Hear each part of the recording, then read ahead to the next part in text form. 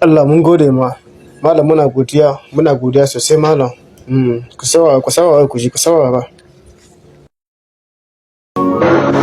Man sagir yadda abun yake, wannan ka'ida ce ta rayuwa, ko da aya ko ba aya, ko a garin mahaukata ne, duniya ta yadda duk inda ka samu mutane akwai shugabanni, akwai wanda ake jagoranta.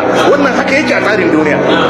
Saboda haka an ramma yan dako suna da shugabanninsu, makanikai suna da shugabanninsu, kuma shugaban zai yi umurni na ƙasa kuma dasu ne. Yan kwallo suna da shugabanninsu, mahauta suna da shugabanninsu. Haka ne ko ba haka ba? Idan ka je makaranta za ka samu akwai head boy. To a sunnar rayuwa kuma ba zai yiwu da wadda yake shugaba da wadda ake shugabanta a basu fawa ɗaya ba, ko a garin mahaukata ba a haka. Da wadda yake shugaba da wadda ake shugabanta a ce fawon su ɗaya, ƙarya ne, ba a taɓa yi ba. Kuma ko a cikin dabbobi akwai shugaba, akwai waɗanda ake shugabanta. Idan ka shiga aji za ka samu akwai monitor. Wannan monitor in kai surutu zai rubuta sunan kai bayar. Kai haka kawai kana student a cikin aji ka isa ka rubuta sunan wani ka bayar? Ashe kaga an bashi wata dama wadda kai ba a baka ba.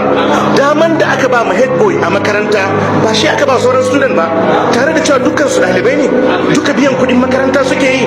Wataƙila wancan ɗin ma ya fi head boy ɗin ja, amma dai tun da an bashi wani matsayi to sai aka bashi wani power wadda zai jagoranci mutane. Headmaster zai iya zuwa makaranta kayi latti ya ce malam me yasa kake latti? Kai kai sai headmaster lokacin headmaster me yasa kake latti? Ba zai yiwu ba, saboda an bashi wani matsayi. Jama'a mun fahimta? Wannan duk duniya kowa ya yarda da wannan, ko ka yarda ko kar ka yarda. Yanzu muna tashi a karatu, dan sanda zai iya tare kai ce malam daga ina ka fito? Kai kai saka dan sanda ka ce mishi daga ina ka fito? Haka ne ko ba haka ba? Gwamnoninmu da shugabanninmu me yasa su aka ba su dama su sa jiniya su yi yawo a gari, kai ba a baka ba? Saboda shugaba ne.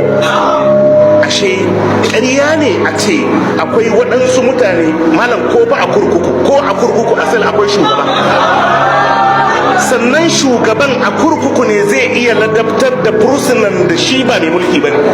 Wannan ba dama ka yi ja ka ce ba haka bane. Saboda haka ta yarda a office akwai boss, ta yarda a kamfanin da take aiki akwai boss, in a shagon wani take aiki ta yarda akwai oga. A gidan aure ne babu boss. Zai yi? Ƙarya ne, ƙarya ne, ƙarya ne. Yanzu ku likitoci ai kuna da kungiyar ku, kuna da shugabanni. Idan shugabannin nan suka kira ku zama ko wani abu, ai da ku zo. Ka isa ka ce umurnin da shugaban zai bayar kai ma naka bayar? To a cikin gidan aure ne babu shugaba, shine za a yi 50-50? A wace ma'aikata ce da shugaban ma'aikatan da sauran ma'aikata ake 50-50? Ita kuma ma'aikata, shi shugaban ma'aikata tsanani ya shugabanci ma'aikatan shekara 30 ko 36. In gwamna ne ya yi shekara 8, in shugaban kasa ne shi kuma na cikin gidan aure mutu karaba. Amma wancan ya samu fawa, nan ne za a yi 50-50 ban da rashin hankali.